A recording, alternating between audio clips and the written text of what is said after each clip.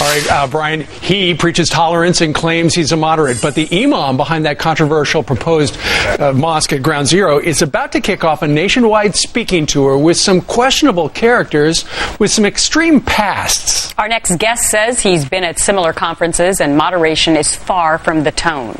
Joining us now is Dr. Zuhdi Jasser, the president of American Islamic Forum for Democracy and a retired Navy lieutenant. Good morning to you, Mr. Jasser. Good morning, Gretchen. It's nice to be with you. The same. So I understand that you have been at some of these similar type conferences where you have heard things like this: the U.S. Constitution should be replaced by the Holy Quran. Is that true? Yeah, I mean, I can't tell you how revealing this is that Imam Rauf has just jumped right into his speaking tour to go to this meeting in Detroit of the Islamic Society of North America. Their meeting deceptively is called Diversity Through Strength, and they are not about diversity, maybe some ethnic diversity, but certainly not about religious or ideological diversity. When I was a naval officer, I had the misfortune of attending one of their conferences, and Siraj Wahaj, who's going to be sharing the stage with Imam Rauf, held up the Quran and said that his goal was to change the Constitution with this. I went to the mic afterwards at the Q&A and said, you know, you guys are free to disagree with domestic or foreign policy, but this is sedition, and I recommended any active duty people to leave, and we left and disavowed ourselves in '95, the Islamic Society of North America. And they, to this time now, Imam Rauf and his colleagues now have not disavowed that principle of trying to put into place Sharia law, have not disavowed the supremacy of Islamic law over this Constitution, and I think that shows that they're not about moderation and not about reform, but about Islamic supremacism. Well, let's take a look at what the Islamic Society of North America conference objectives are. They say they're out to educate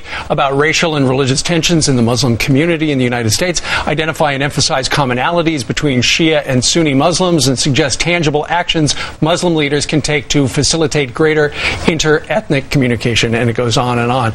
But so what are you saying regarding the fact that the Imam Rauf is going to be appearing at this? He says it's a moderate outfit. You say...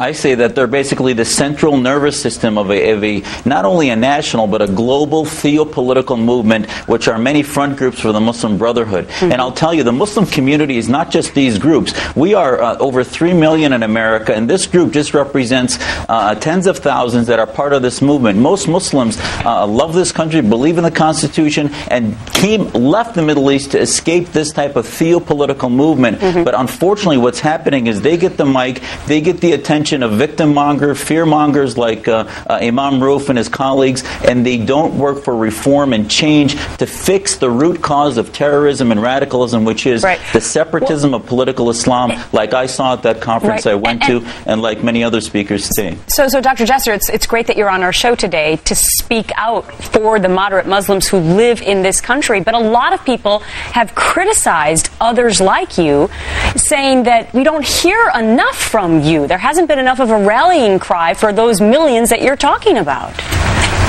This is why it's so important for people to realize that there are many of us out there, and there are obstacles to having our voices heard. Why? Because these groups claim that anybody that disagrees with them is an Islamophobe, that somehow we don't love our religion, but actually it's love for our religion and our faith that makes me want to speak up and try to break down those walls of fear. We get ostracized. We get told that we're anti-Islamic. Why? Sure. Because we disagree with their theopolitical movement, their supremacism of what they're doing, and how much they feel that, you know, Zaid Shaker, who's going to be at this conference also, told the New York Times in 2006 that he wanted to make America into an Islamic state. The rest of us want to separate mosque and state. We don't want to be associated with the Brotherhood, but we want to defeat their ideas in the war of ideas, not feed into their supremacism. All right. Dr. Jasser, we thank you very much for sharing your perspective live today from Phoenix, Arizona. Thank you, sir. Happy New Year. Coming up on the show, a break in the case of the woman sentenced to stoning in Iran. Find out now what has changed. And